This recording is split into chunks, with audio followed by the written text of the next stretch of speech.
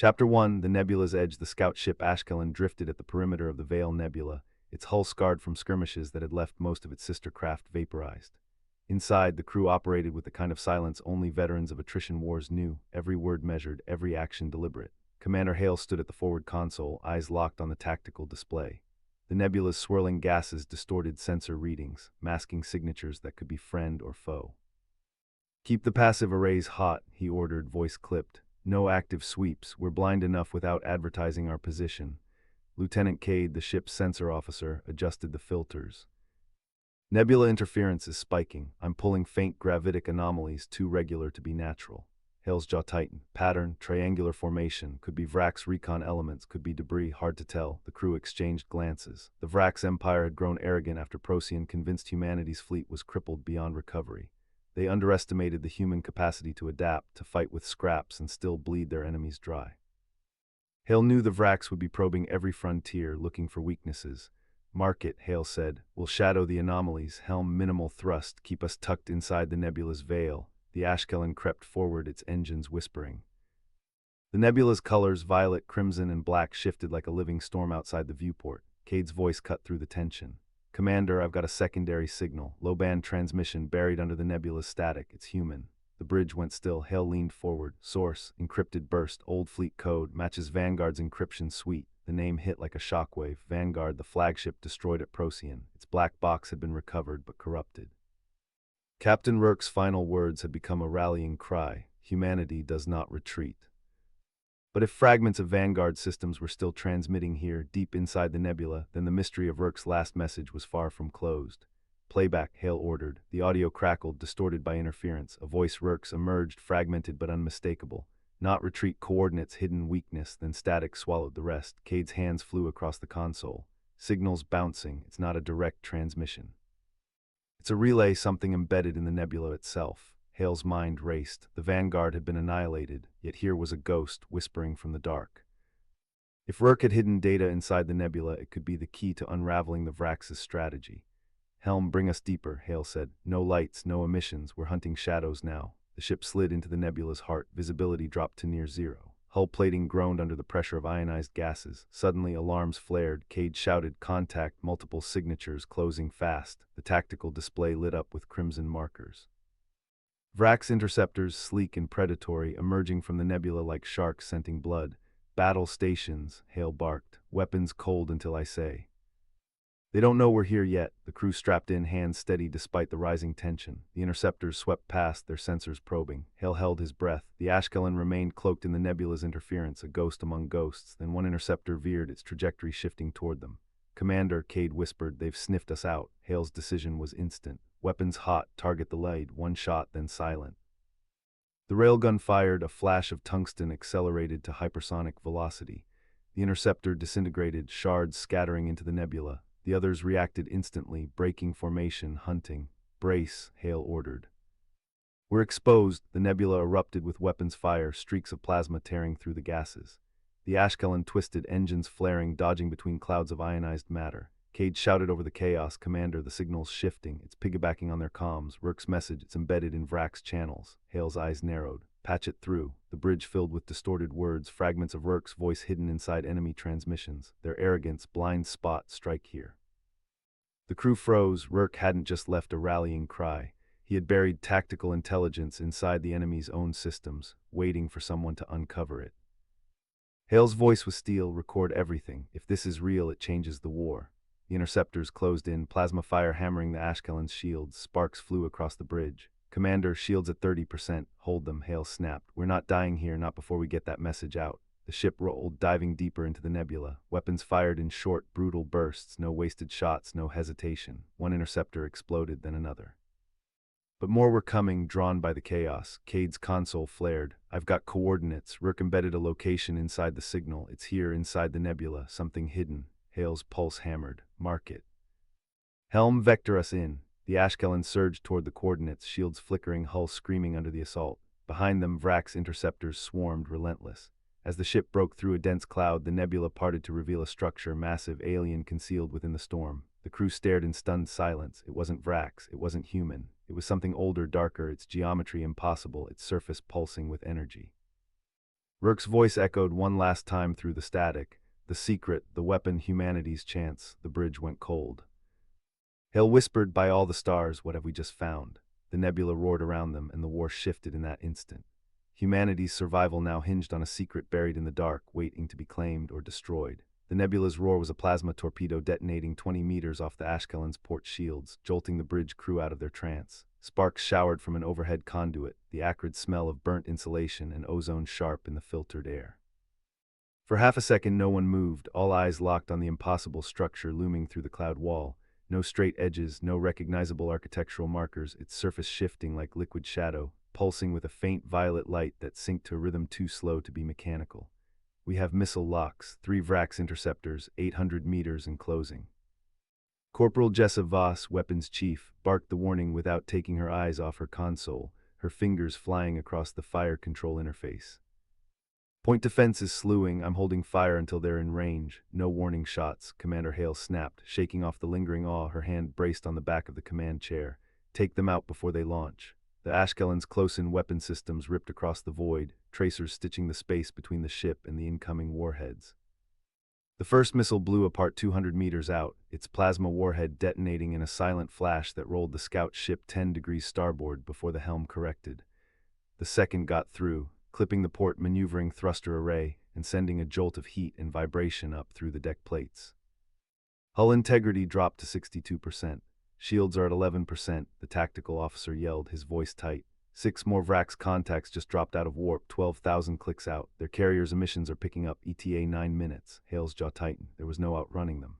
The hyperdrive had fried 3 minutes prior, shredded by a stray plasma burst, and the remaining maneuvering thrusters couldn't outpace the interceptors even at full burn. She stared at the tactical display, the red Vrax icons swarming at the edge of the nebula's ion storm, and then back at the alien structure, its violet pulse steady, unbothered by the chaos unfolding around it. "Cade, what's your read on that thing?" she called over the din of klaxons and crackling comms. The tech officer's console was flickering so bad he had to smack the side of it to get the display to hold. "All sensor returns are bouncing, Commander. Hull materials absorbing every radar, LiDAR ping I throw at it. No heat signature, no power readings above baseline, except for one spot, leeward side, tucked behind that dense gas cloud."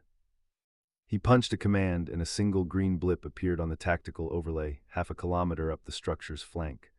"Ion emissions, low power, consistent with an open airlock docking bay. The nebula's ion storm is masking it from Vrax's passive sensors. They haven't picked it up yet." "Helm, set course for that blip," Hale ordered, her voice steady despite the thudding of her pulse in her ears. "Full burn, ignore hull stress warnings. If we lose another thruster, we'll deal with it then." "Commander, that's a suicide run," Voss argued, not looking up from her weapons console, already reloading the torpedo tubes. "We don't know what's in there. Could be automated defenses, could be a trap the Vrax set. We're dead either way if we stay here." Hale cut her off, her tone leaving no room for argument. "Voss, arm the last 2 torpedoes. If we get pinned down, you blow the reactor. Take as many of those bastards with us as you can." As the Ashkelon surged toward the structure, Cade let out a sharp, disbelieving laugh. "Wait, Rourke's signal has a second layer. I thought it was just noise, but it's a 64-character access code for the airlock security system." The bridge went quiet for half a second. Rourke, the scout whose emergency transmission had drawn them into the nebula in the first place, hadn't just found the structure, he'd gotten inside. The Vrax interceptors suddenly broke off their attack run, hanging back at the edge of the ion storm. Their comms crackled to life, the Vrax fleet commander's voice smug, arrogant, dripping with condescension as it blared over the Ashkelon's speakers. "Human vessel, surrender the scout's data cache and we will grant you a quick death. Resist and we will dissect your crew one by one to learn what you have found." Hale reached over and turned the comms volume down to a faint murmur. The Vrax wouldn't cross into the nebula's heart. They were too cautious, too arrogant to risk their ships on uncharted space, especially after the first interceptor had exploded when it got too close to the structure's outer perimeter. The Ashkelon slipped through the ion storm, the structure rising up to block out the nebula's faint starlight. Up close, its impossible geometry made the helmsman's eyes water, the shifting surface catching the violet pulse and throwing distorted shadows across the bridge. The docking bay's inner doors gaped open, dark and waiting. "All hands battle stations," Hale ordered, her hand closing around the sidearm holstered at her hip. "Grab whatever weapons you can find. We have no idea what's waiting for us in there." The Ashkelon's landing skids scraped against the docking bay floor, and the silence that followed was louder than any explosion. "We need D to W write Chapter 3 of 12 for Episode 22. The story context: the Ashkelon has docked D inside the Alien structure. The Vraks are outside D amanding S Urinder. Hale and crew are about to enter the structure. Chapter 3 should continue from that point, focusing on the exploration of the S structure, building 10's ion, and revealing the dark secret.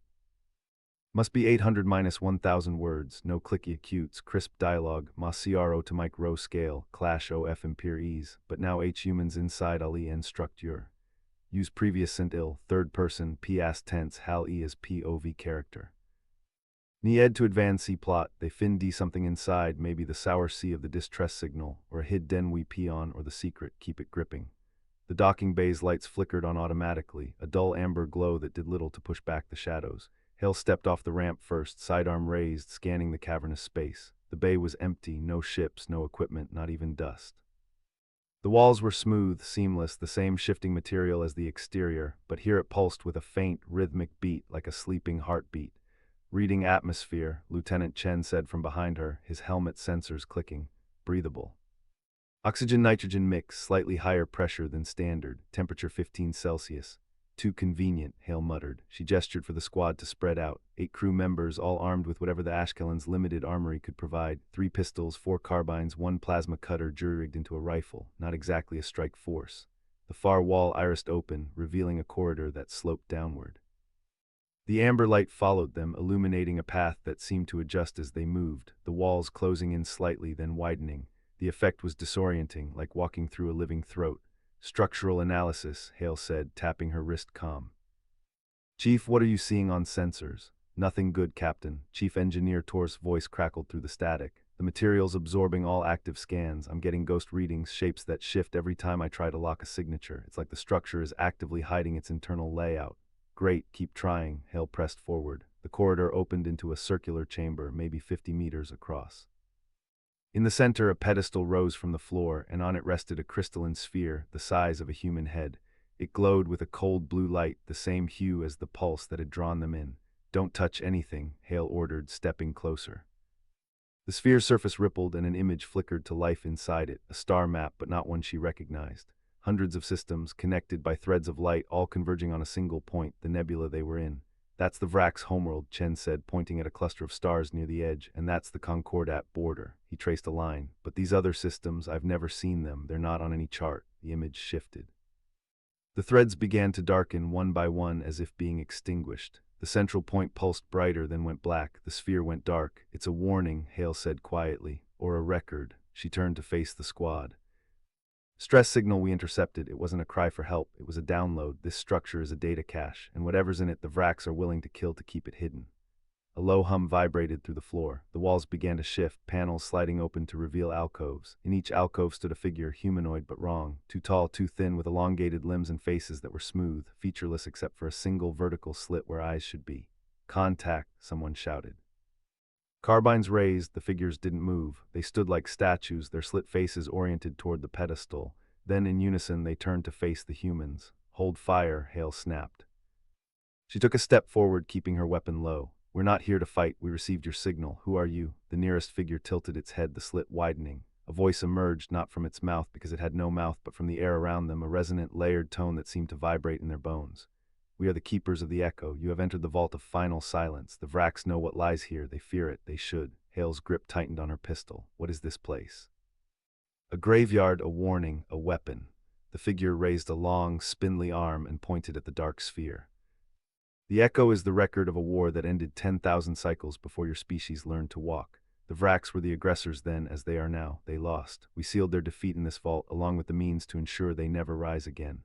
Then why call us here? Hale demanded. Why not just let them rot? The figure's slit seemed to narrow, as if amused. Because they have found a way to unseal the vault, not with keys, but with blood.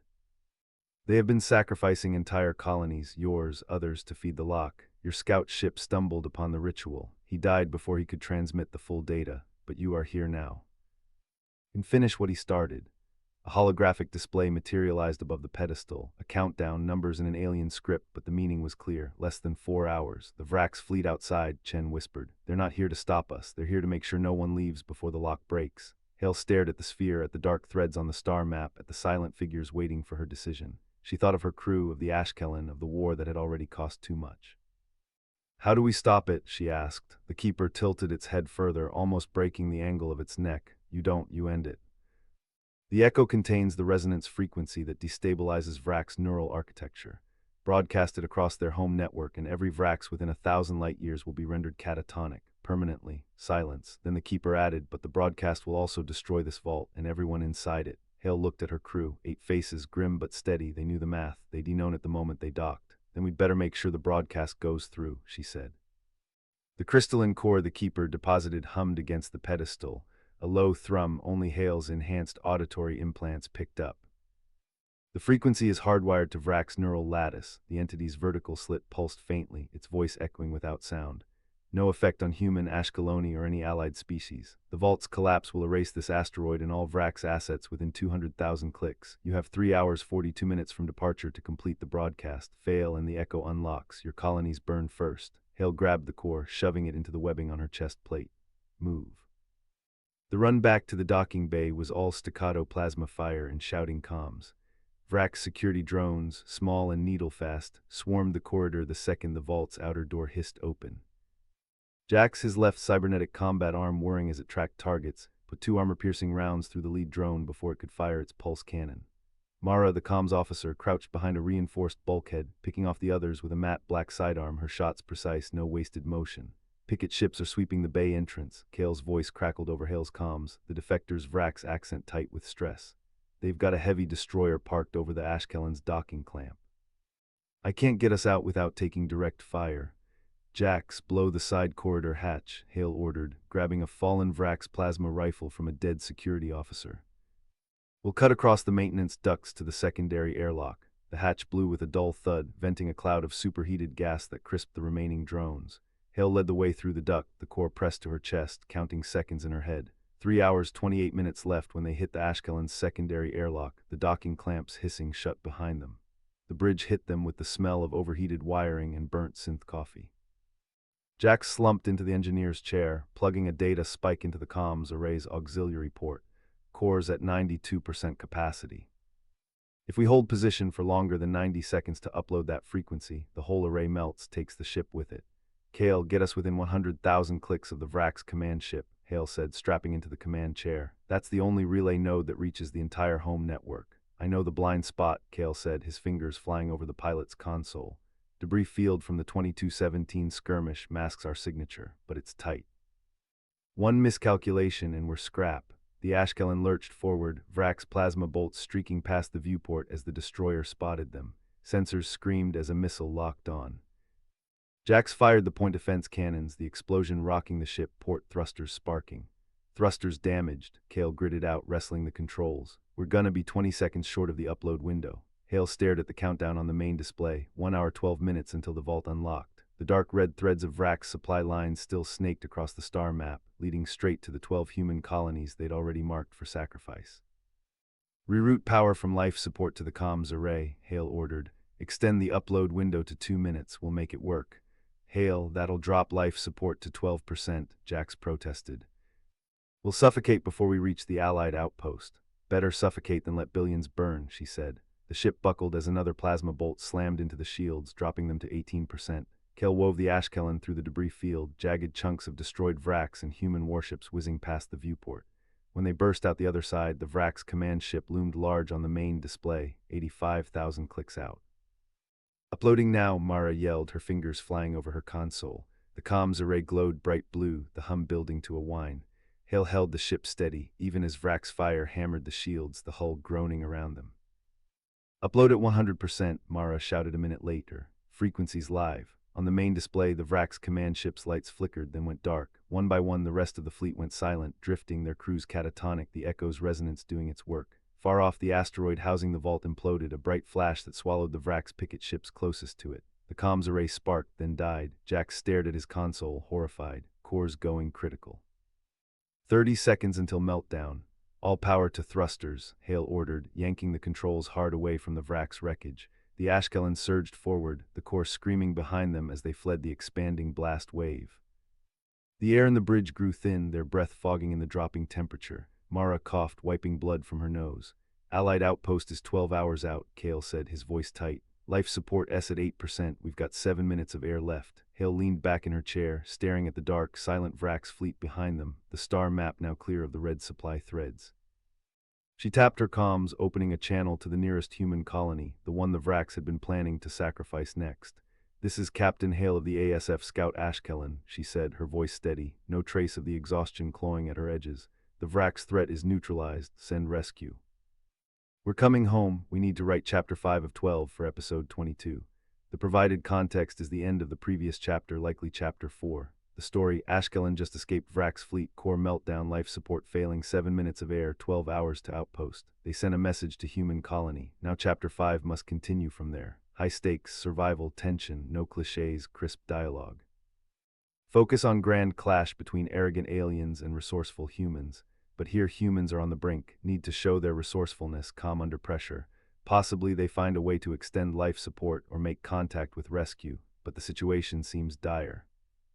Maybe they jurig something or use the Echo's resonance in a new way, or perhaps the Vrax fleet isn't completely neutralized. The chapter should drive plot forward, 801,000 words, output only story text. The bridge fell silent, 7 minutes of air, 12 hours to the outpost. The math was simple, brutal, and final. Hale's hands remained on the controls, knuckles white against the cold metal. She didn't look at the countdown timer blinking on her console. She didn't need to. Mara, status on life support recycling. Mara wiped the blood from her upper lip, fingers trembling as she pulled up the diagnostics. CO2 scrubbers are at 19% efficiency. Oxygen tanks are venting from a microfracture in the portside manifold. We're losing pressure faster than projected. Can we isolate the fracture? Not without shutting down life support to the aft section entirely. That buys us maybe 2 more minutes. Cale turned from his station, his voice flat. We have a secondary issue. The core didn't just go critical, it damaged the auxiliary power coupling. We're running on emergency batteries. Helm response is sluggish. If we need to maneuver, we're in trouble. Jack stared at the schematic of the ship, his face pale. The Vrax fleet is still drifting. No comms, no power signatures, but their reactors are still hot. If any of them go critical, the radiation will wash over us in 6 minutes. He'll let that sink in. No air, no power, no escape, and a dead fleet waiting to turn into a slow-motion bomb. She opened her mouth to order a redistribution of oxygen masks to prioritize the bridge crew to buy time for the others to die first, but Mara cut her off. "Captain, I'm picking up a signal, weak, encrypted. It's not human." Every eye snapped to her. "Source, the Vrax command ship." "It's not broadcasting from their comms array. It's coming from a secondary module, something we missed, something buried in their hull." Hale's jaw tightened. "Decrypt it." "I can't. It's not Vrax encryption. It's older. A lot older, and it's repeating." Cale leaned over Mara's shoulder, reading the waveform. "That's not a language. It's a beacon, a homing signal." "To what?" "The vault, the one that just imploded." Hale felt the cold creep deeper into her chest. The vault was gone. The Echo's resonance had collapsed it, but the signal was still transmitting, which meant it wasn't calling the vault. It was calling something else. "Mara, can you trace the signal's origin, the actual source, not the relay?" Mara's fingers danced across the console, her breath fogging in the thinning air. "It's threaded through the Vrax fleet's core network. Every ship is carrying a repeater. The source is scattered. It's like a ghost in the machine."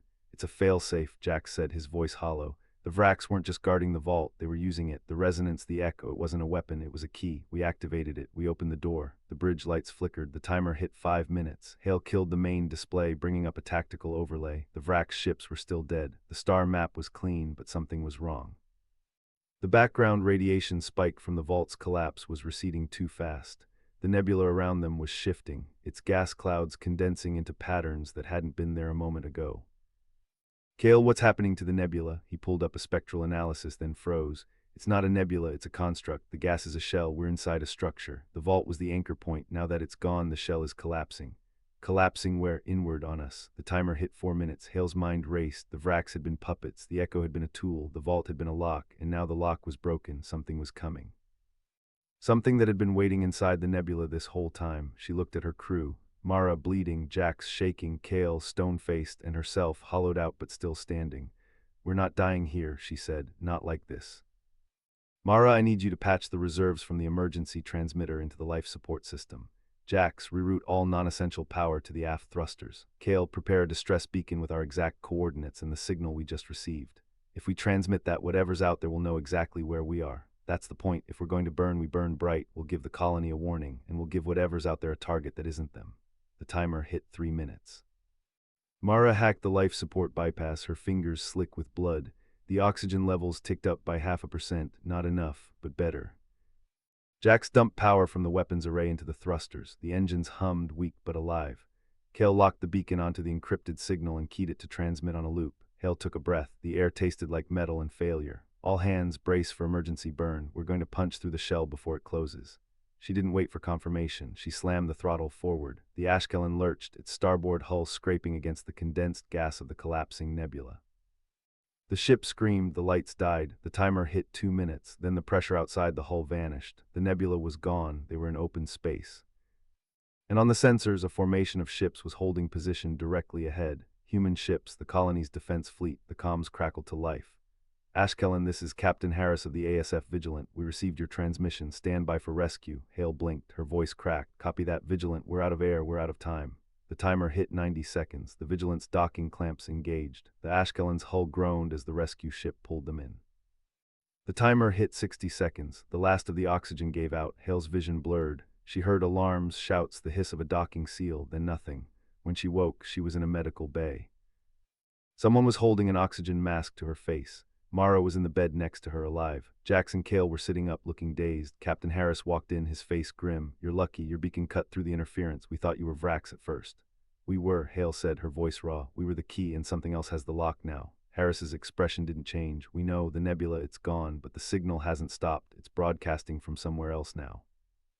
Somewhere deeper. Hale closed her eyes. The war wasn't over, it had just begun. Chapter 6. The signal's teeth. The medical bay's hum was steady, but beneath it Hale heard the low thrum of engines shifting power. The Vigilant was not idling, it was preparing for something. She pulled the mask away. Chapter 6. The signal's edge. The medical bay's hum was steady, antiseptic, but beneath it Hale could feel the vibration of engines shifting power. The Vigilant wasn't idling, it was maneuvering. She pulled the oxygen mask aside and sat up, ignoring the medic's protest.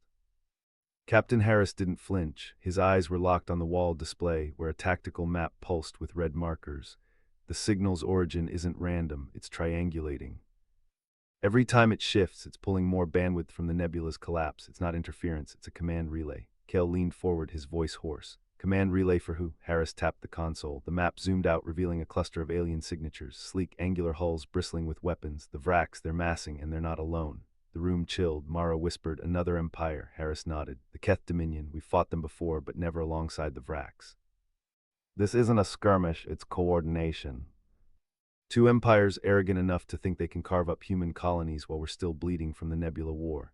Hale steadied herself against the bedframe. They're not wrong, we're fractured, but they don't understand us. They don't understand what happens when humans are cornered. The captain's gaze flicked to her, measuring. You've seen something inside that nebula, something that made them cooperate. Hale's throat tightened. She remembered the pressure, the crushing silence, the way the nebula had folded in on itself like a trapdoor. It wasn't just gas collapse, it was engineered, a weaponized void. Someone or something built it to erase fleets. And the Vrax triggered it, Jax swore under his breath. So the nebula wasn't natural, it was bait.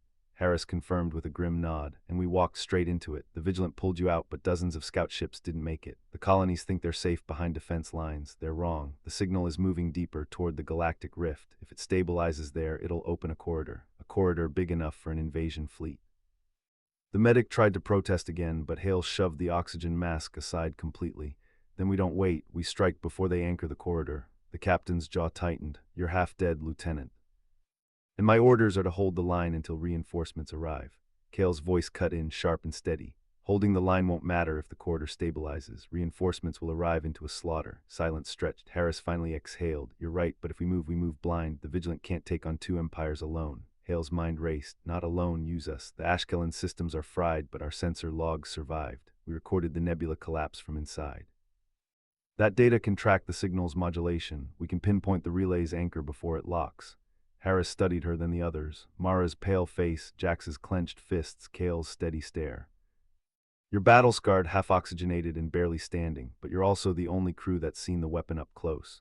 He turned to the medic. Patch them enough to walk. They're coming with me. The medic's protest died under Harris's tone. Minutes later, the crew of the Ashkelon staggered into the Vigilant's command deck. The tactical display filled the room, showing the rift like a wound in space. Alien ships clustered along its edge, their hulls gleaming with arrogance.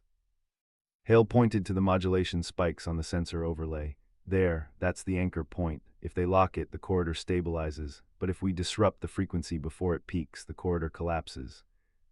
They'll lose their bridgehead. Harris's officers exchanged wary glances. Disrupt how? One asked. Kale answered without hesitation.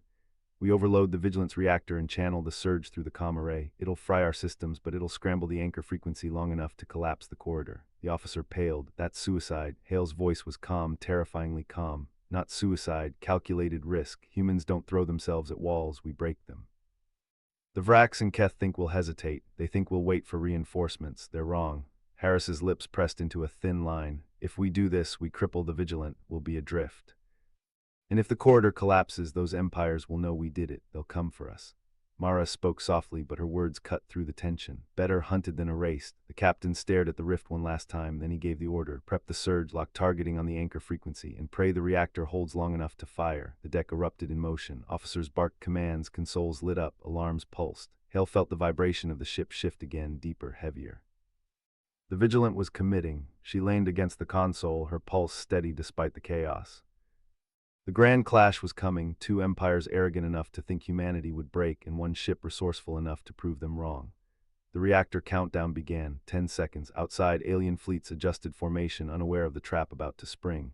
9 seconds. The rift pulsed, the anchor frequency climbing. 8 seconds. Hale whispered, they wanted a corridor, we'll give them a grave. 7 seconds. The Vigilant's hull groaned as power surged. 6 seconds.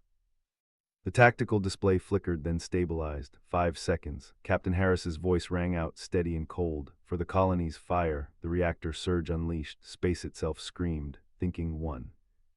Annalise the request, task, write Chapter 7 of 12, for Episode 22 of a military sci-fi series titled Battle Escar Red and Adrift. A lone scout ship umbles upon a nebulous dark galactic secret ASF. Style, gry-peeping military sci-fi. Rules 1. Macro to micro scale, grand clash between arrogant alien empires and resourceful, terrifying Lycom humans. 2. No acutes or repetitive phrases. Chris P. Realistic military dialogue. 3. P. Acing and tension, high stakes, long et ailed, 800-100 0 words, plot driving. 4. Output only the story text, no introductory remarks, context. The provided context ends with the reactor surge ashing. Space itself screamed. The previous paragraph set up the immediate aftermath of the VIG-IL Ant firing its reactor surge to collapse the corridor. Goal: continue the story from the exact moment the surge fires. The chapter must cover the consequences of this action. The humans are committing a desperate act. The aliens must react. The ship must survive or not the aftermath. 2. Plot and structure for Chapter 7. Immediate aftermath. The surge, visual audio of the corridor collapsing, the S-cream of space. The weaponized surge hitting the anchor frequency. The alien fleet's reaction, their arrogance shattered, panic, shock, rage.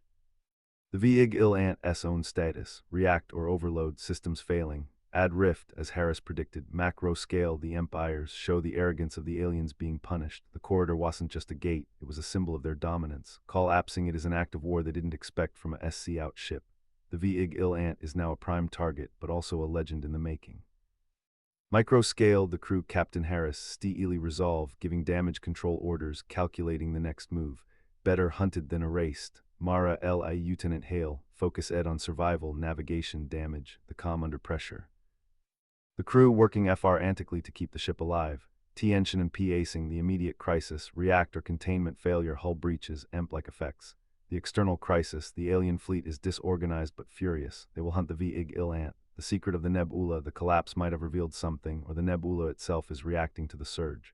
It's the Nebula stark galactic secret, part of the title. The surge might have disrupted the Nebula, revealing the secret, e.g., an ancient structure, a dormant entity, a natural phenomenon that is the source of the corridor. Word count, 800-100 0 words, deep dive into the moment. Derafting the chapter, opening line, the scream of space was not a metaphor. It was a physical frequency tearing through the hull, bypassing damp enters, vibrating in the marrow of every bone on the VIG-IL Ant. The collapse, the rift didn't just close, it imploded. The anchor frequency was a singularity of energy. The surge inverted it. Describe the visual, the grand alien fleets, moments ago array ed in perfect formation, now caught in a spatial riptide. Ships are dragged into the collapsing corridor, crushed or scattered. The arrogance of empires unamade by a single desperate act. The alien flagship, the S Overine of the conflux, is caught in the edge of the collapse. Its shields fail, it lists venting atmosphere. The VIG-IL Ant status reactor, the surge was a one-shot, the core is an emergency shutdown, power is bleeding out. We are a ghost with a dying heart. Damage report, hull stressed to 95%, weapons offline, FTL drive fried. Captain, we ray Adrift, just like you said. Harris, good. That means we ray unpredictable. What's our state? Mara, life support stable for 72 hours. Emergency power only, MS are a whisper. We can run, we can fight. Hail, sir, the Nebula, the surge didn't just collapse the corridor, it disrupted the Nebula's core. Sensors are picking up a massive energy signature, it's not natural. The secret revealed, the Nebula was hiding a structure, a gateway, a weapon, a prison. The corridor was built around it, or by it. The empires didn't build the corridor, they just found it, they were using it, they were guarding it. The alien fleet is in chaos, but the flagship is rallying. They are looking at the Vig-Il Ant, and at the structure. The structure is activating, it's ancient, it's dark. It's the dark galactic secret. The Grand CL Ash, Macro to Micro, the alien commander, the Archon, is terrified. He transmits a broad-spectrum message. See as your attack, you have awakened the Sil and Se, you doom us all. The Vig-Il Ant crew realizes the corridor wasn't just a transit line. It was a lock. The empires were suppressing this entity. They weren't expanding, they were containing. Harris' decision, the empires are the immediate threat, but the entity is the ultimate threat. Do they fight the aliens or try to contain the entity? We are a scout ship. Our job is to report what we find. Sir, the Archon is ha-iling us, he's begging, put him through. Archon, human, you fight with the fury of the desperate. We underestimated you, but this is beyond our war. Help us seal it or everything dies. Ending the chapter, the Vig-Il Ant is cry-pled, but the humans are in control of the narrative. The arrogant aliens are now supplic ants. Better hunted than erased. The entity pulses. The Nebula GL ows with malevolent light. Harris looks at the wreck of the corridor, the terrified alien fleet, and the awakening horror. Hell M, all power to navigation. Mara, get me everything you have on that structure. We just became the only thing standing between a secret and the galaxy. The chapter ends with the Vig-Il Ant, burned out and bleeding, turning to face the true enemy. The empires are no longer the primary threat, refining the language. The scream of space was not a metaphor. The arrogance of empires, unum asked and unum ade. We are a ghost with a dying heart, but a ghost can still haunt. They weren't expanding, they were containing. The corridor was a chain. We just broke the lock, checking rules, macro to a micro. Yes, the collapse of the corridor macro, the Vig-Il Ant S survival micro, the entity macro, the crew's decision micro. No CL acutes, avoid heart of the ship, as we had on brow, etc. Use specific technical or harsh imagery. MR of every bone, GH ost with a dying heart, chain L-ock, P acing T-ension, high stakes immediately, no respite. Plot moves from corridor collapse to entity awakening. Length, aim for 800-100 words. The draft needs to be detailed. Let's expand the description of the collapse, the alien reaction, and the entity. Writing the chapter, mental sandbox and expansion. Paragraph 1, the scream of space was not a metaphor. It was a physical frequency tearing through the hull, bypassing every damp inner, vibrating in the marrow of every bone on the Vig-Il Ant. Lieutenant Hale felt her teeth ache. The lights flick aired, dim med, and held by a thread. Paragraph 2, the collapse macro on the main display, the glorious corridor, the alien empire's highway of conquest, did not simply close, it inverted. The anchor frequency, that perfect mathematical signature they had locked onto, became a singularity of impossible geometry. The surge ripped through it and the corridor folded in on itself, a spatial riptide dragging everything in its radius. The vanguard of the conflux fleet, ships the size of cities, were caught at the edge. They crumpled like paper in a fist. The S-Overeine of the conflux, the Archon's flagship, listed hard, its shields FL-ring and dying, atmosphere vent-ing in a crystalline plume that froze instantly in the void. The arrogance of empires unum asked and unum ade by a single, desperate act of a ship they had dismissed as a scout. Paragraph 3, the Vig-Il Ant S status micro, reactor containment at critical. Emergency shutdown in progress. Chief OK Onkwo's voice was a roar over the chaos. Damage report. Captain Harris gripped the command rail, his KN uckles white. HL stress at 97%. Weapons offline. FTL drive is slagjed. We were bleeding power from every conduit, Mara reported, her voice unnerving calm as she read the cascade of failures. We are Adrift, Captain, just as you predicted. Harris didn't FL-inch. Good. A predictable ship is a dead ship. We ray a ghost now, a ghost with a dying heart. Hale pushed herself off the console. Sir, the Nebula, the surge didn't just collapse the corridor, it disrupted the core.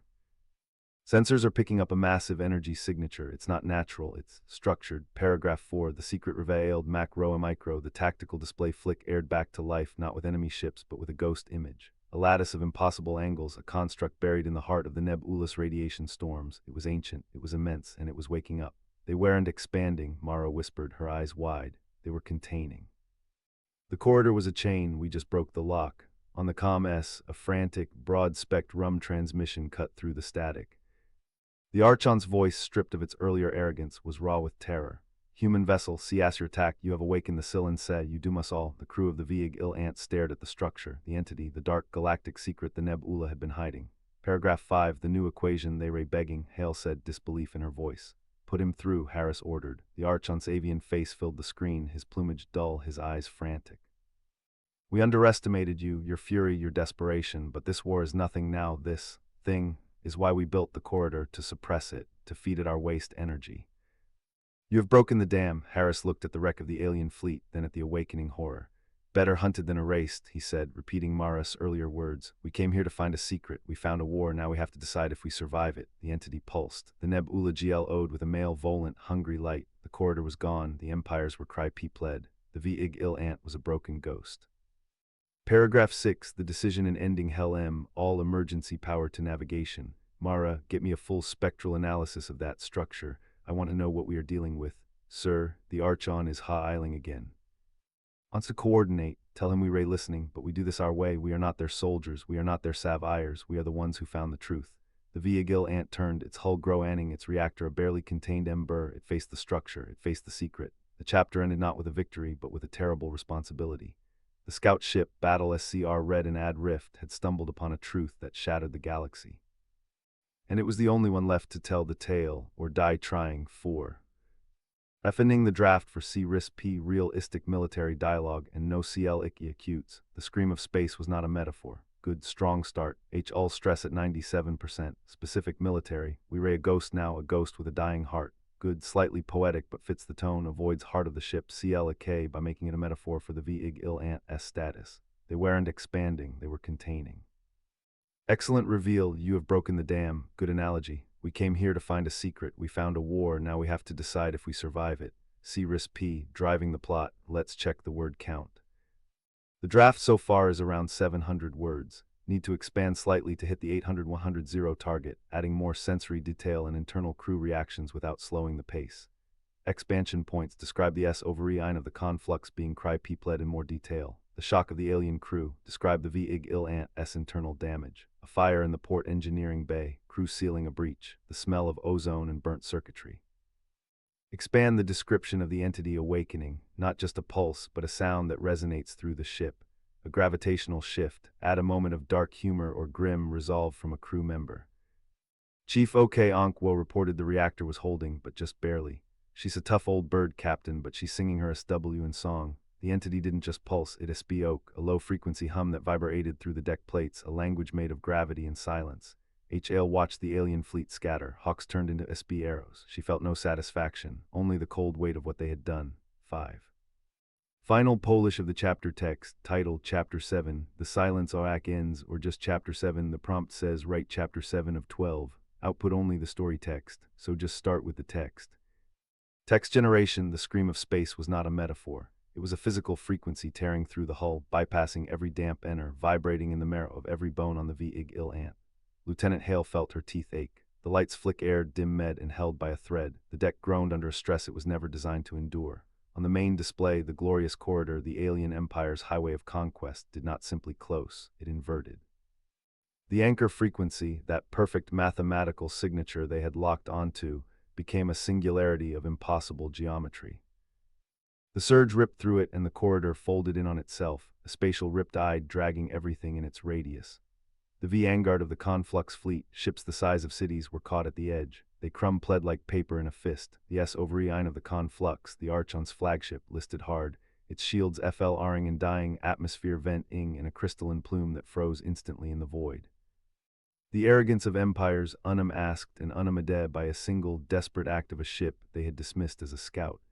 Reactor containment at critical, emergency shutdown in progress. Chief OK Onkwo's voice was a roar over the chaos. She's singing her SW in song, Captain. Damage report. Captain Harris gripped the command rail, his KN knuckles white. HL stress at 97%. Weapons offline. FTL drive is slag jed. We ray bleeding power from every conduit, Mara reported, her voice unnerving glycom as she read the cascade of failures. Fire in port engineering bay. Crew is sealing it. We are adrift, Captain, just as you predicted. Harris didn't FL-inch. Good, a predictable ship is a dead ship. We ray a ghost now, a ghost with a dying heart. Hale pushed herself off the console, the smell of ozone thick in the air. Sir, the Nebula. The surge didn't just collapse the corridor, it disrupted the core. Sensors are picking up a massive energy signature. It's not natural, it's structured. The tactical display flick aired back to life, not with enemy ships, but with a ghost image. A lattice of impossible angles, a construct buried in the heart of the nebulous radiation storms. It was ancient, it was immense, and it was waking up. A low-frequency hum vibrated through the deck plates, a language made of gravity and silence. They weren't expanding, Mara whispered, her eyes wide. They were containing. The corridor was a chain. We just broke the lock. On the comms, a frantic, broad-spectrum transmission cut through the static. The Archon's voice, stripped of its earlier arrogance, was raw with terror. Human vessel, see as your attack, you have awakened the Silen Se, you doom us all. The crew of the Viig Il Ant stared at the structure, the entity, the dark galactic secret the Nebula had been hiding. Hale watched the alien fleet scatter on the secondary screens. Hawks turned into SB arrows. She felt no satisfaction, only the cold weight of what they had done. They were begging, Hale said, disbelief in her voice. Put him through, Harris ordered. The Archon's avian face filled the screen, his plumage dull, his eyes frantic.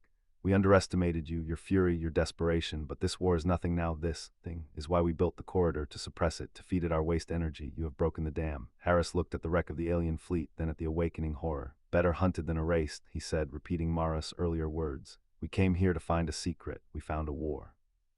Now we have to decide if we survive it. The entity pulsed again. The Nebula glowed with a male, volant, hungry light. The corridor was gone. The empires were cry-pepled. The Viig Il Ant was a broken ghost, bleeding atmosphere and power. Hell M, all emergency power to navigation. Mara, get me a full spectral analysis of that structure. I want to know what we are dealing with. Sir, the Archon is ha-iling again. He wants to coordinate. He wants to help. Tell him we ray listening, but we do this our way. We are not their soldiers. We are not their sav-ires. We are the ones who found the truth. The Viig Il Ant turned, its hull groaning, its reactor a barely contained ember. It faced the structure. It faced the secret. The hunter had become the hunted, and now the hunted had to become the guardian of a truth that could erase them all. The chapter ended not with a victory, but with a terrible responsibility. The scout ship Battle SCR Red and Adrift had stumbled upon a truth that shattered the galaxy, and it was the only one left to tell the tale, or die trying. Self-C or a CDON review. Does it follow the rules? Yes. Macro to micro. Yes. Corridor collapse, ship damage, entity awakening, crew decision. No CL IC acutes. S1 song is a slight CL K but used by the chief in a gritty way. Ghost with a dying heart is a strong image. H-Ox turned into SB arrows is good. Dam and chain L-Ock are solid metaphors. Avoid S overly poetic filler. P-acing tension very high. Immediate crisis, new bigger crisis, moral/strategic dilemma. Length 850 words, perfect context connection, perfect lie bridges from the fire order to the consequences. The corridor collapsing, the entity awakening, the shift in alien H-human dynamic. Title connection, Nebula's dark galactic secret, is explicitly revealed as the Silen Se. Series connection sets up the next chapters perfectly. The Viig Il Ant must now deal with the entity, the broken empires, and its own cry-pepled state. Final check on output format, output only the story text, no introductory remarks, done, no chapter heading needed unless it's part of the story, just start with the text. The scream of space looks solid, ready to output. The scream of space was not a metaphor. It was a physical frequency tearing through the hull, bypassing every dampener, vibrating in the marrow of every bone on the Vigilant. Lieutenant Hale felt her teeth ache. The lights flickered, dimmed, and held by a thread. The deck groaned under a stress it was never designed to endure. On the main display, the glorious corridor, the alien empire's highway of conquest, did not simply close, it inverted. The anchor frequency, that perfect mathematical signature they had locked onto, became a singularity of impossible geometry. The surge ripped through it and the corridor folded in on itself, a spatial riptide dragging everything in its radius. The vanguard of the conflux fleet, ships the size of cities, were caught at the edge. They crumpled like paper in a fist.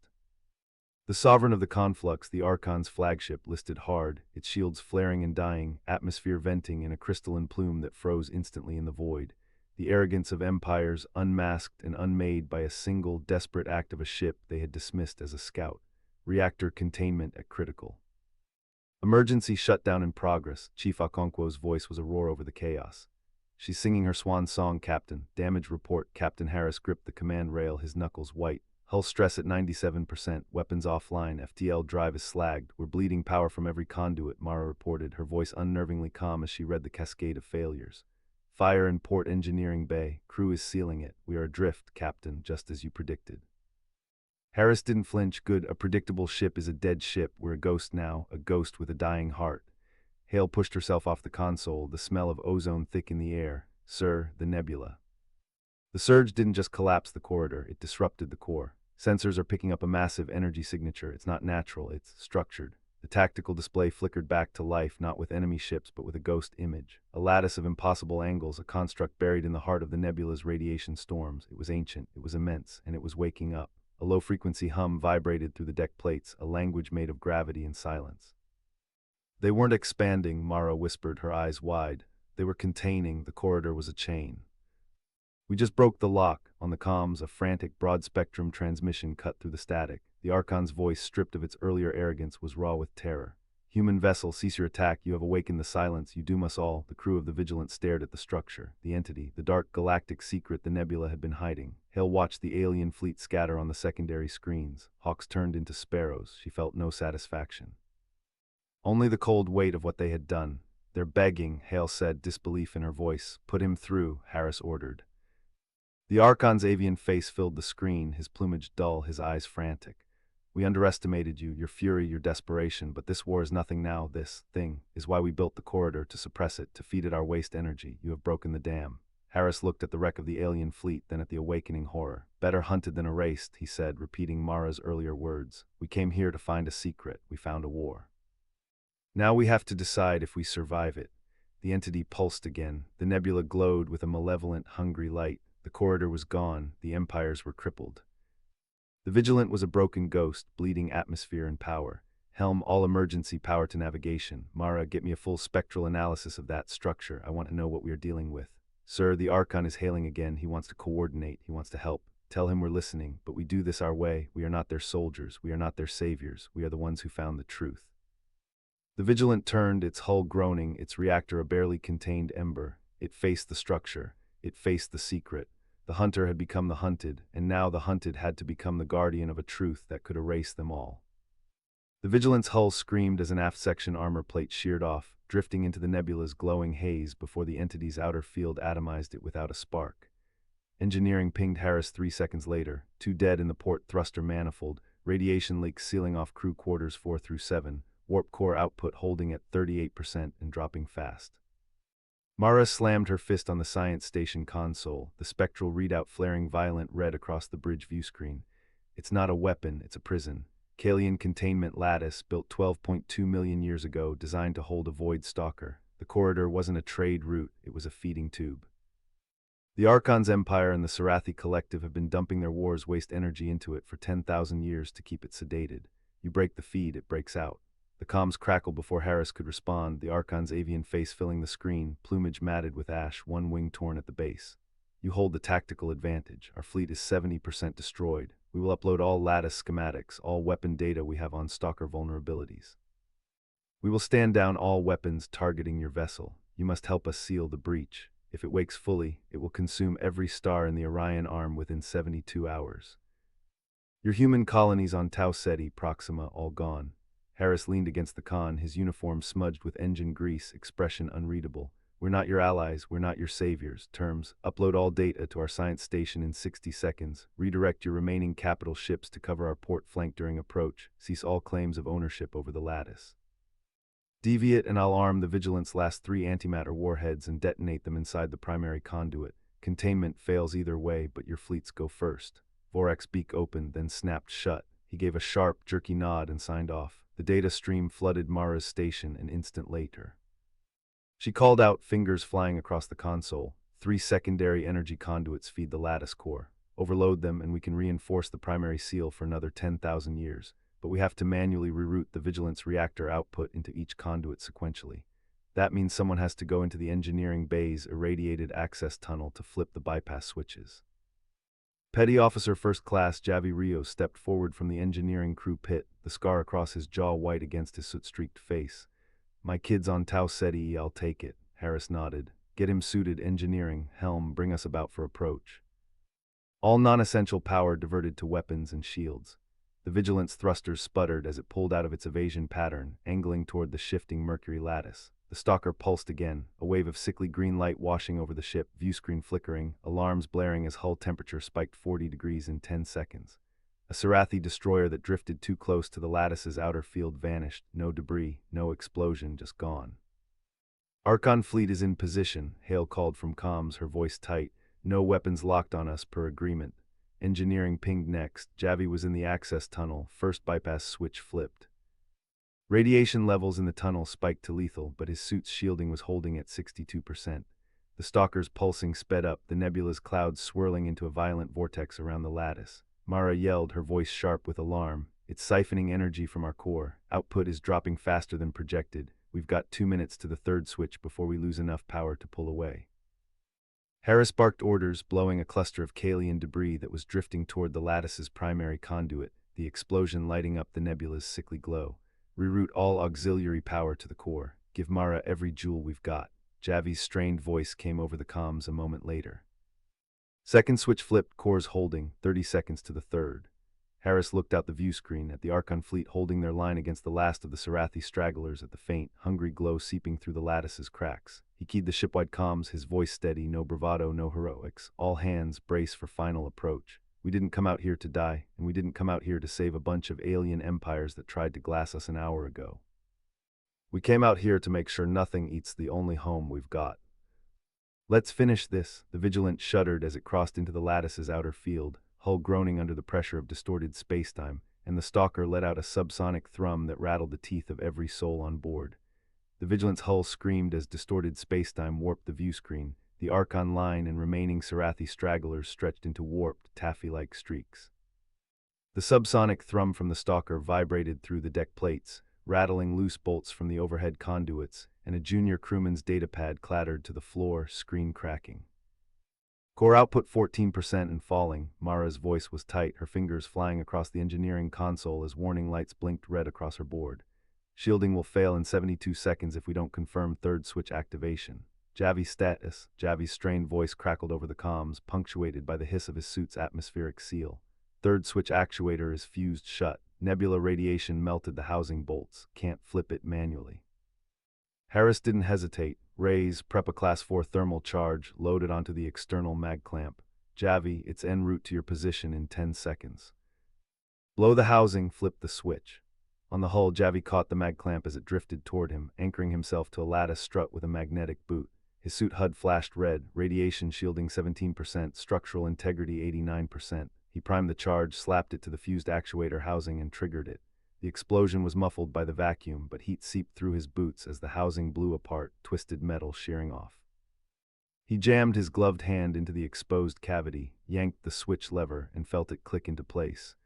Before he could radio confirmation, a tendril thick as a destroyer's hull lashed out from the stalker's core, wrapping around his waist. His suit alarms blared, structural integrity dropping to 61% in half a second. Point defense, hold fire, Harris barked, his knuckles white on the con armrests. All ahead flank, roll hard port. The Vigilant's maneuvering thrusters fired, the ship lurching so hard the unsecured crewman's datapad skittered across the bridge again. The tendril snapped under the strain, and Javi went hurtling toward the nebula's sickly yellow clouds. Tractor beam, grab him. The aft beam locked onto his suit, yanking him back toward the hull with enough force to rattle his teeth. He slammed into a strut, his vision swimming, but his comms crackled back to life. Switch confirmed. Lattice is stabilizing. The containment field flared bright blue, the stalker's violent thrashing slowing as the energy siphon cut off. Core output climbed to 41%, the hull groans fading. Then the Sarathi main fleet decloaked, 47 capital ships pouring out of warp behind the Archon line, opening fire on the Lattice's support struts. A direct hit blew the Archon 7th Fleet's command tower apart, the flagship exploding in a ball of ionized fire. The Archon commander's voice, sharp with panic, blasted over the open channel.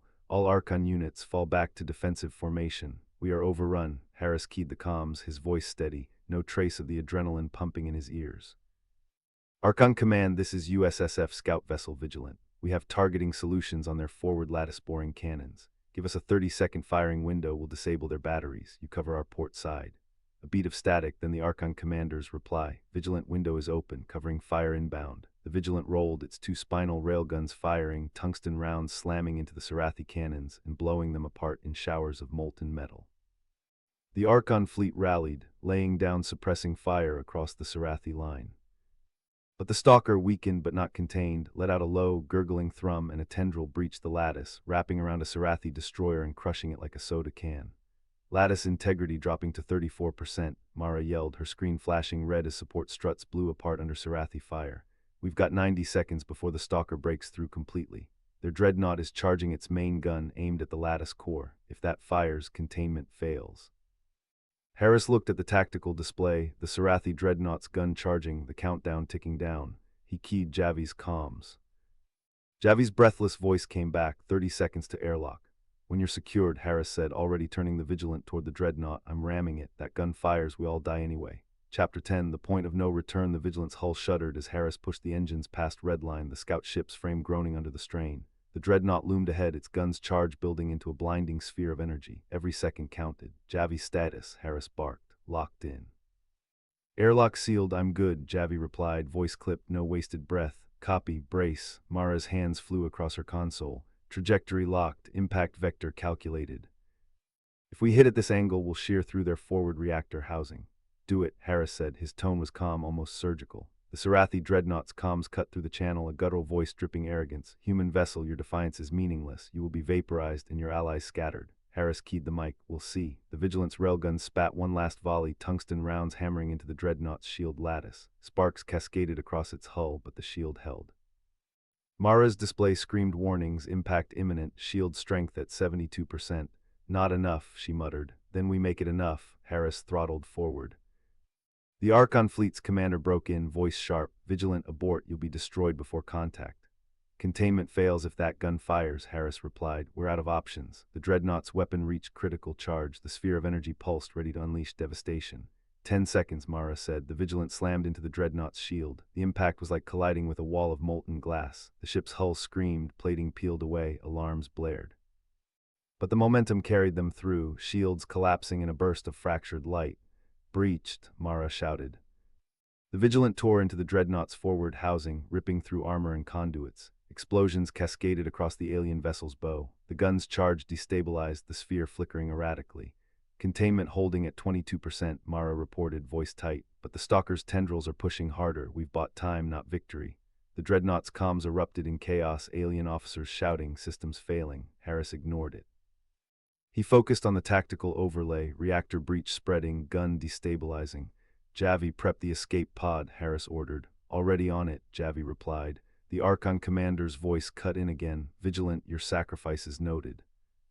We'll cover your retreat, get clear before the core goes. Harris glanced at Mara. She met his eyes, jaw set. We're not clear yet. If that core detonates uncontrolled, it'll rip the lattice apart. The stalker gets free. Options, Harris asked. Manual detonation, Mara said. Controlled overload. We trigger it before the instability cascades. That means staying aboard, Javi said flatly. Silence hung for a beat. Harris broke it. We finished the job. The Vigilant systems groaned, hull integrity dropping. Harris guided the ship deeper into the dreadnought's ruptured bow, weaving through collapsing corridors and burning conduits. The Sarathi crew scattered, their arrogance shattered into panic. Reactor chamber ahead, Mara said. The Vigilant burst into the chamber, its floodlights cutting through smoke and fire. The alien reactor pulsed violently, arcs of energy snapping across the chamber walls. Targeting uplink ready, Mara said. We can overload it with our remaining railgun capacitors. Do it, Harris ordered. Mara keyed the sequence. The Vigilant systems whined, power rerouted, capacitors charged. The railguns fired point-blank into the reactor core. The chamber erupted in a blinding flash. The dreadnought convulsed, its systems collapsing. The gun's unstable charge detonated in a controlled implosion, the blast folding inward instead of outward. Containment stabilizing, Mara reported, disbelief in her voice. Integrity back to 41%, the stalker is contained for now.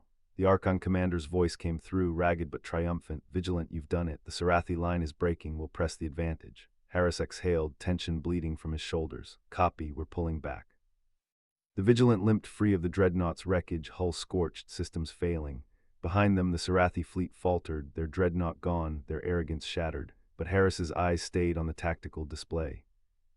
The stalker writhed within the lattice, tendrils thrashing, its hunger undiminished. This isn't over, he said quietly. We've contained it, but it's learning. Next time it won't be so easy. Mara glanced at him, her face pale in the glow of her console. Then we make sure there isn't a next time. The Vigilant drifted back toward the Archon line, battered but alive. The battle raged on, but the tide had shifted. For now, humanity and its allies had bought survival. Yet in the depths of the nebula, the stalker waited, patient, relentless. And Harris knew the true war was only beginning. We need to write Chapter 11 of 12 for Episode 22. The previous context ends with the Vigilant pulling back after containing the stalker, but Harris says it's not over. Chapter 11 should continue from there, likely focusing on aftermath, regrouping, and the Sinalker's continued threat. Must be 800-100 words, military sci-fi, no CLAKs, high tension. Output only story text. The Vigilance bridge hummed with the low thrum of emergency power. Warning lights painted the crew in amber and crimson. Harris stood at the center, hands gripping the command rail, knuckles white. Damage report, he said, voice flat. Mara scrolled through her display, eyes scanning faster than any human should.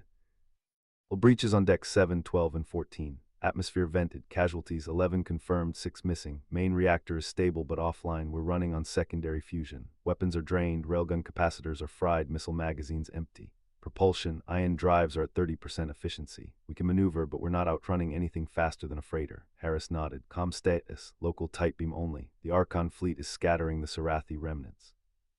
The Nebula is still jamming long range. We're blind beyond 10 light seconds. He turned to the tactical display. The stalker's containment lattice flickered, a web of energy holding the entity in check. But the readings were unstable. The thing was pushing back, testing the boundaries. It's adapting, he said. Mara looked up. The containment field is holding at 41% integrity, but the stalker is cycling its energy output in irregular patterns. It's not random, it's probing. It's learning our frequency sweeps, Harris said. Every time we pulse the lattice, it records the signature. Sooner or later, it'll find the gap. A new voice cut in. Commander Orlov from the Archon flagship, his image flickering on the main screen. His face was lined with exhaustion, but his eyes were sharp. Vigilant, we've routed the Sarathi vanguard. Their dreadnought is gone.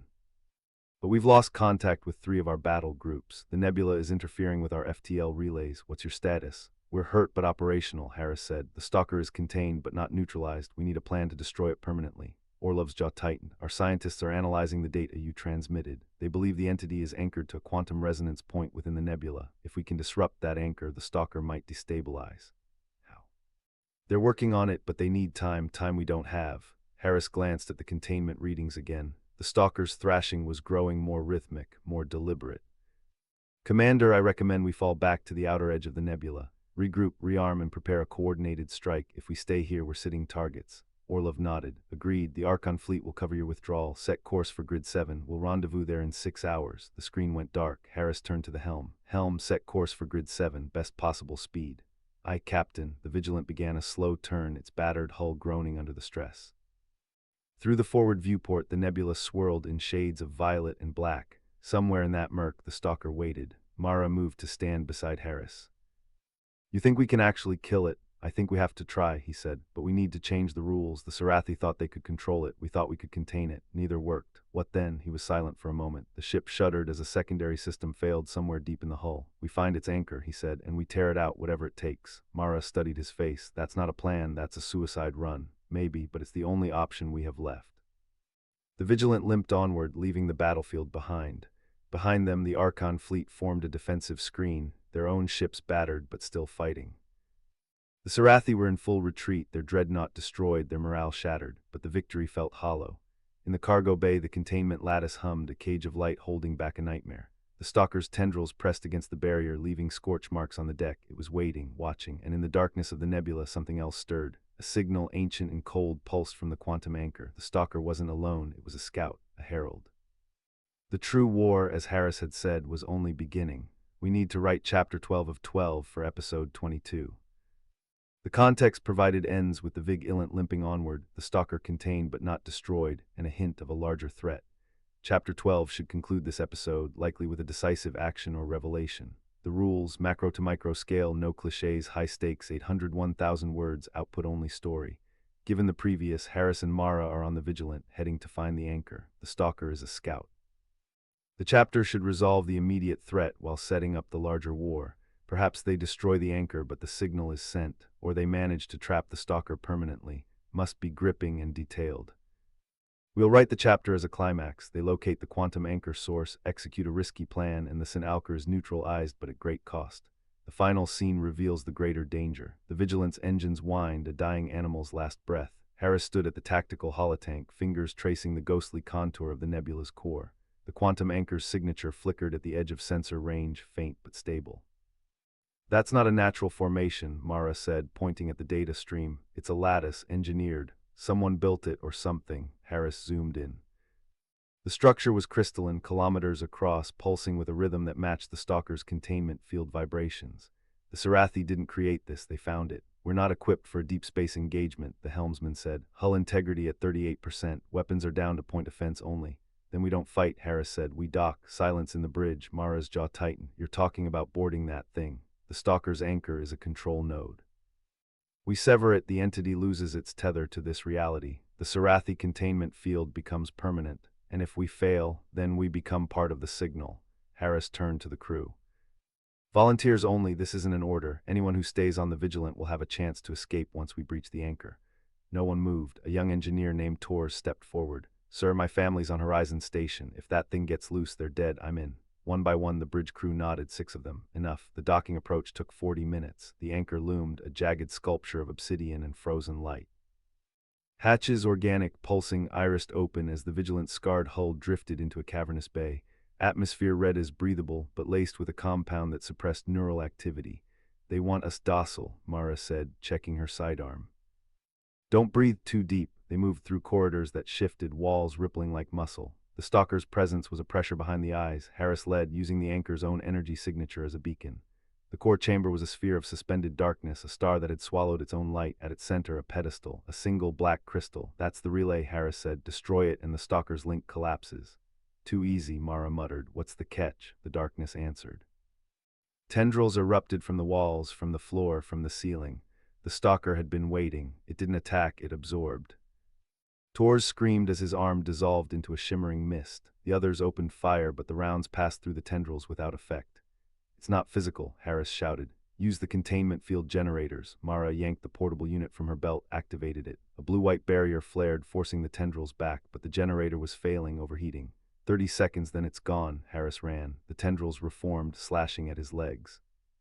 He felt a cold numbness spread from a gash on his thigh. The pedestal was 10 meters away. 5. He leaped, the crystal in his hand, a shaped charge he'd recovered from the Vigilant's armory.